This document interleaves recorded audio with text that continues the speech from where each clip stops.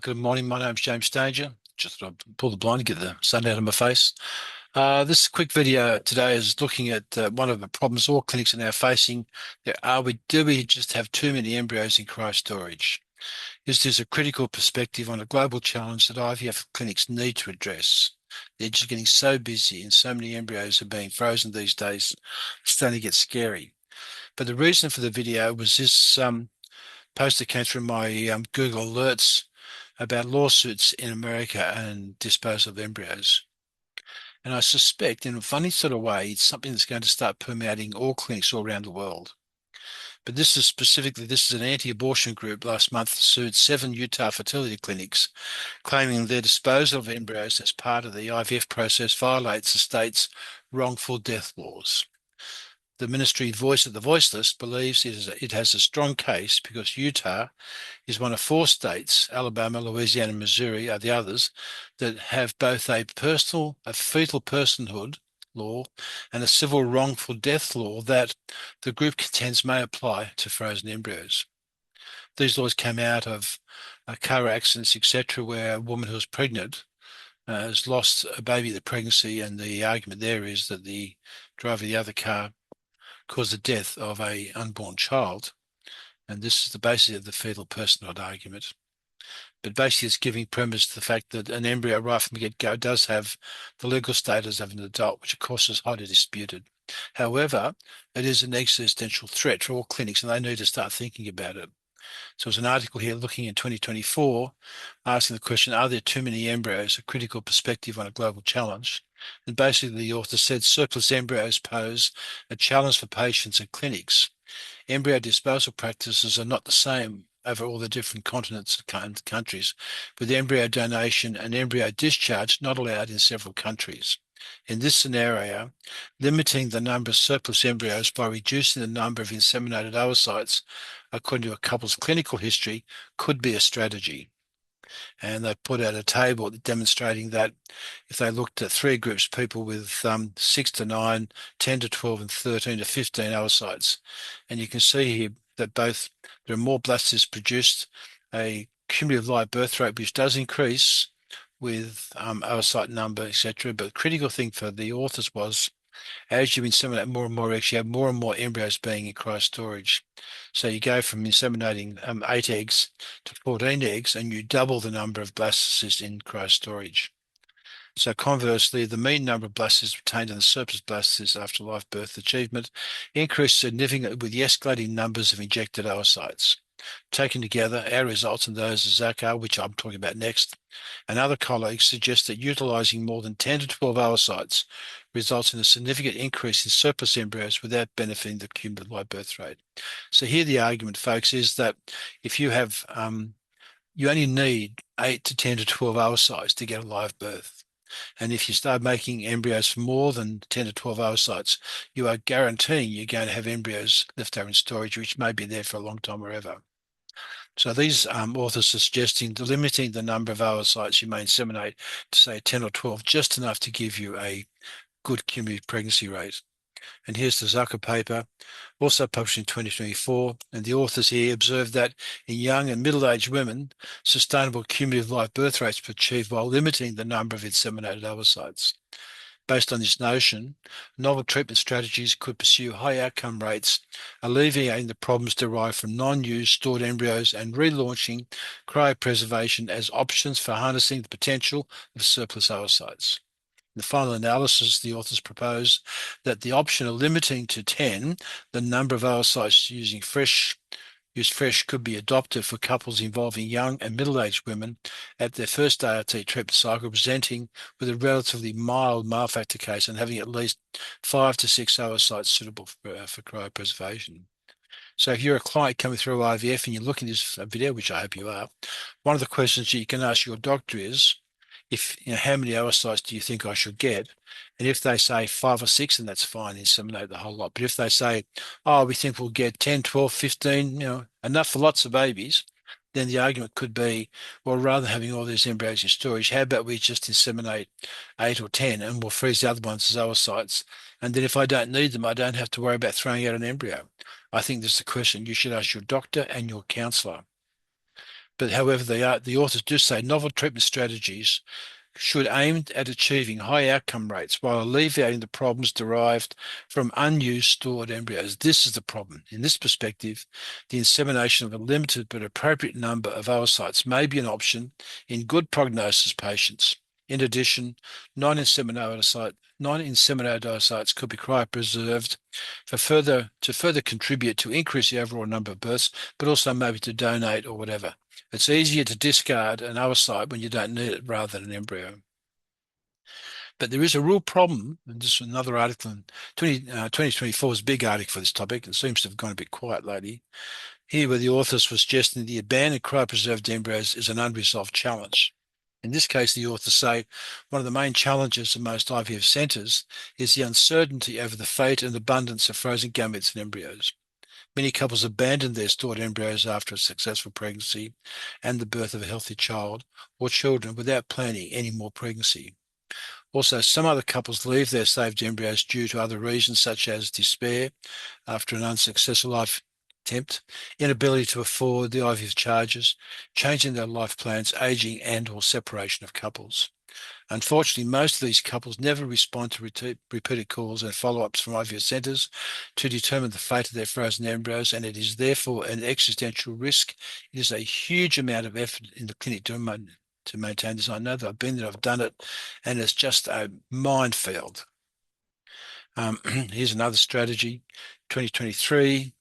Assisted reproductive technology without embryo discarding or freezing in women over 40, 5-year study. So this was the group looking at older women and saying in an attempt to reduce the risk associated with prolonged embryo storage, and where they've chosen to inseminate a limited number of oocytes, not exceeding the number of embryos to be transferred after 2 days or less. So in conclusion, the authors suggest these results suggest that oocyte selection and the embryo transfer at the cleaving stage constitute a practice that has a live birth rate comparable to that of the more commonly used protocols in older women who have reduced ovarian reserve. Now, we've gone right away from doing anything like this. We've gone so far to the left or to the right, whichever way you want to look at it, growing embryos up to day 5, discarding embryos that don't make it, doing PGT, discarding 2/3 of the embryos because you're aneuploidy, and you end up with hardly anything, etc. But the embryos you do put back do give you quite a good pregnancy rate if you're over 40. But this is another way of looking. Instead of actually making all these embryos and throwing all da-da-da-da, it's better just to pick out 1 or 2 embryos, inseminate with ICSI, and put them back on day 2 and take your chance. The cost, I suspect, could be a lot less than doing PGT. It just depends on how much the clinic charges to do ICSI, but it takes nothing to thaw 2 or 3 oocytes out, inject them with some frozen sperm that your husband has collected and frozen when he had the pickup, make an embryo. The next day they're fertilized, the 2 PNs. You wait to day 2, they're cleaving to 4 cells, a nice 4 cell, day 3, an 8 cell, and put them back, right? And there's enough morphometric data around to let whether these embryos have got a good chance or not. And it may end up being another way. In other words, and if you fall pregnant, which I hope you do, you don't have to worry about throwing embryos out in the fridge. They just have oocytes that you can just discard. Discarding oocytes is a lot easier than discarding embryos.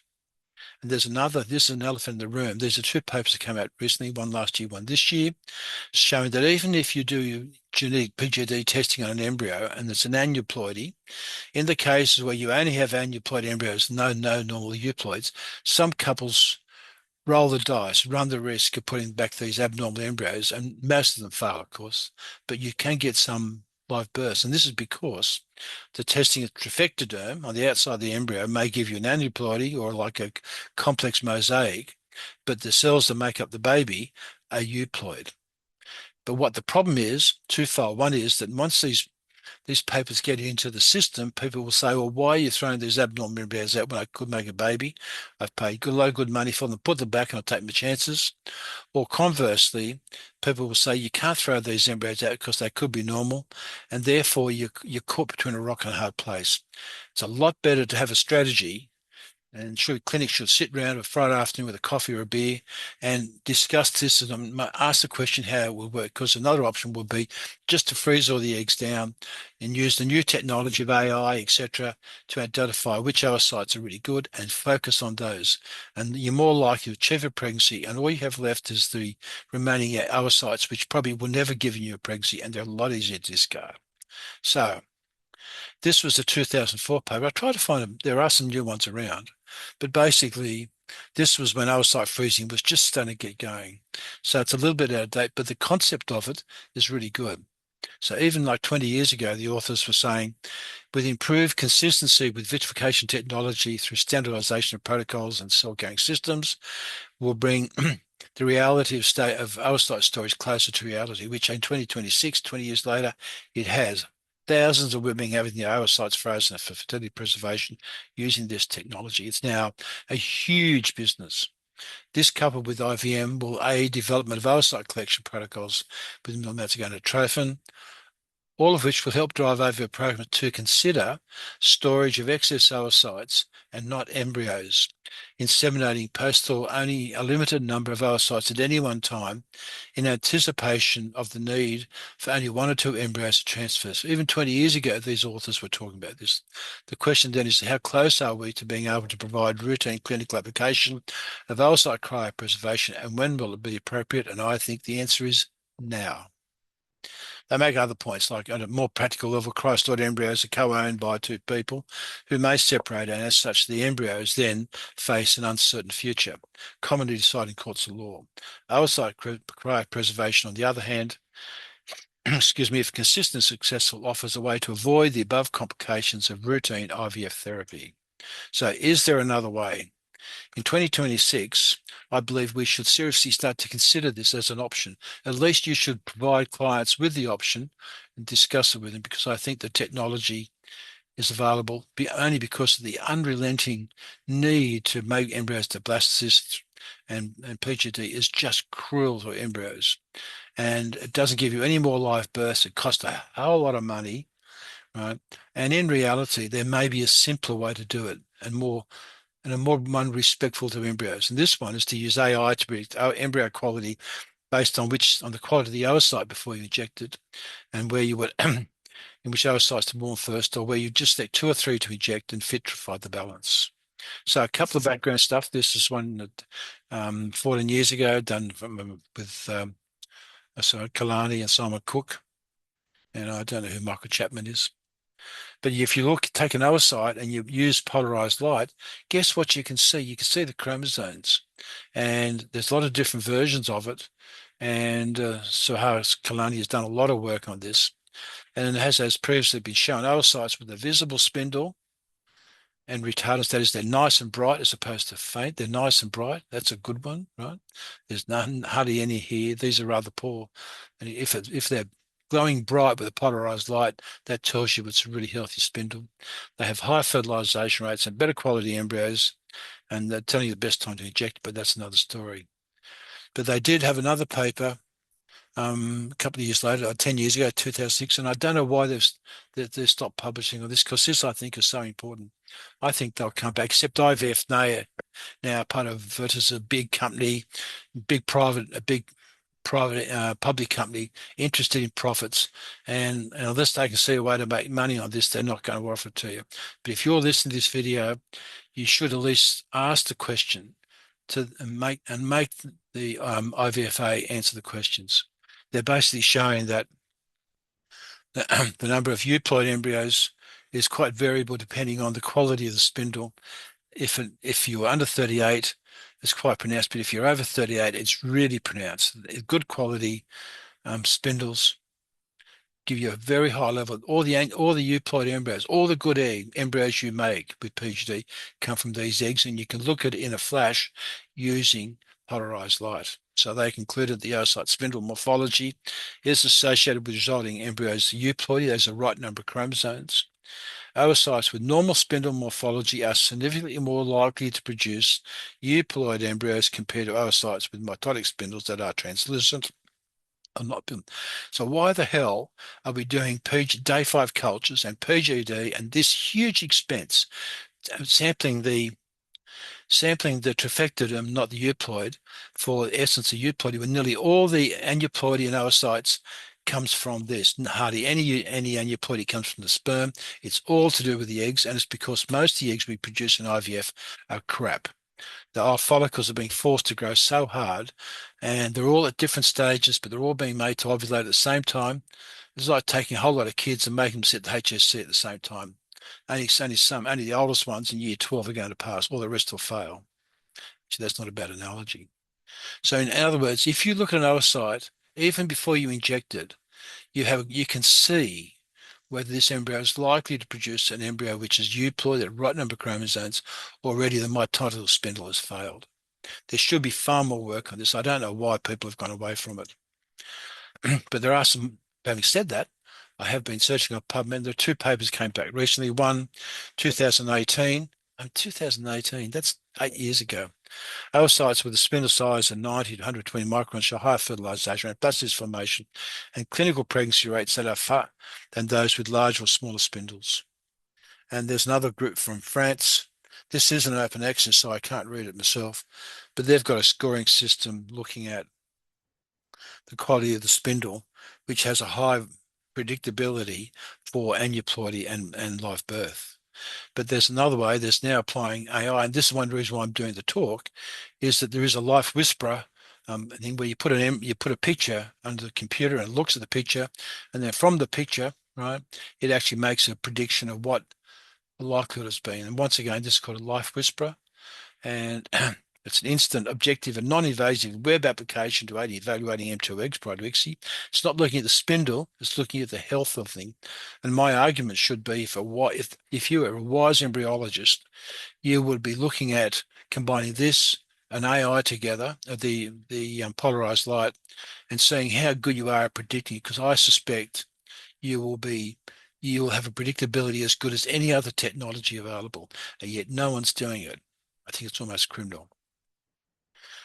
But once again, it's looking at the thickness of the zona pellucida, the polar body. But there's a few more things going around which we won't discuss here, which feeds into this system. And the last thing I just want to make, I'm a great believer in follicle vascularization. No one pays much attention to it anymore, but you can look at a woman follicles growing and you see whether the follicles are nice and healthy, nourished with a good supply of blood, or whether they're growing up in a desert. There's hardly any blood, they're hypoxic, and small one of these oocytes are rubbish. So there are clues available for us to get to the point where we think we can maybe predict which eggs we should inject and which ones we should freeze.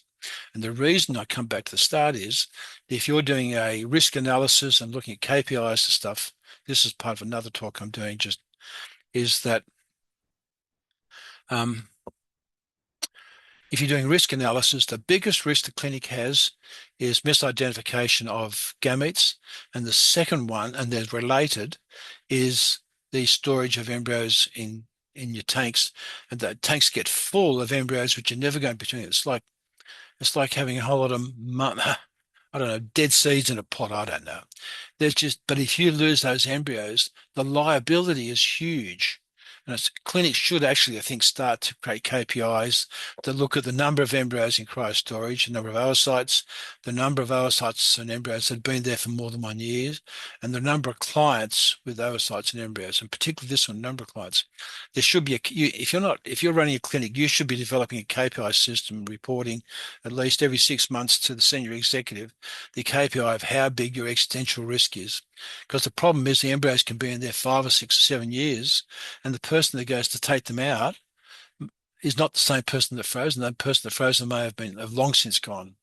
And so I believe there is a huge existential risk, and it's caused by having lots of embryos in storage, mainly due to blastocyst culture and PGT-A, fertility preservation, and oocyte donation. The issues really are long-term storage, labeling and auditing issues, storage of both euploid and aneuploid embryos, traceability, old documentation, and lost staff, very high long-term risk. So if you manage to persevere to the end of this video, which I hope you have, most people have probably asleep by now. They've gone off and had a coffee. But if you got this far, then I think that there is something to consider. If you see embryo storage as an existential risk, then any process to reduce that risk must be worth consideration. If nothing else, each clinic should at least have some KPIs to monitor the extent of the risk.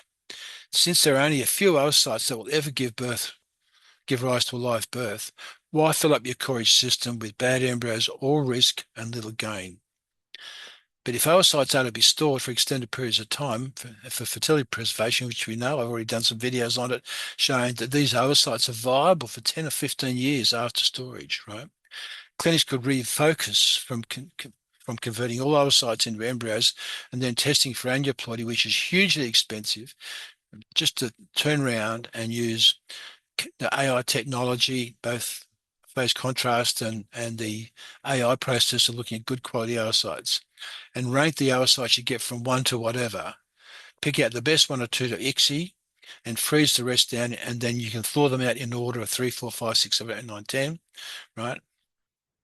And you may find that if you pick out those 2 best embryos using AI and poly, um, poloscopy, I didn't say that right.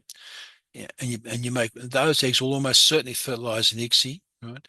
And if you put them back on day 2 or day 3, it's no different to putting back at day 5.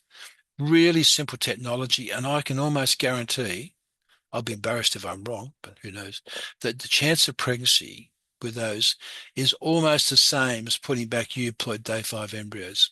Half the cost, and really simple basic biology. What we're doing is we're just going at the back end and looking what we're trying to create, whereas what we should be doing is look at the eggs we already have and project forward. And I think that's something the clinics do. And since I was reading this article, I'm actually even making this video. And I've been working in IVF for 50 years. If I was running a clinic now, I reckon I would go back to our medical director and say, how would we structure client management, their cycle management, first allow us to do this?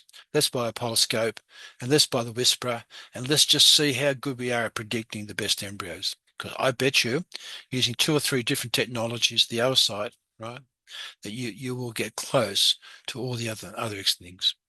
So I've been rambling a bit towards the end, but you see, I'm getting excited about this. I almost want to go back and do IVF again. My name's James Stanger, embryologist with more than 50 years experience. And I'm not a medical person, but I hope this information will ask. And I say this is not medical advice.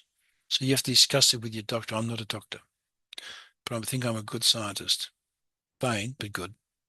But it may help you knowing what questions to ask about your treatment with your doctor, and maybe to help in understanding the advice you receive. If you like what I'm doing, press subscribe to learn more, say you like it, and tell other people about my program. It's a fund of my EQA program, which I've been running for 25 years, online EQA program. And my last slide always is to thank you for persevering to the end. I know IVF is a personal journey that involves the action of many techniques, ideas, staff, and concepts, and it helps to understand all aspects of that journey. I hope this information may be of value. Please tell others. And at this point, I'll say thank you for persevering and goodbye.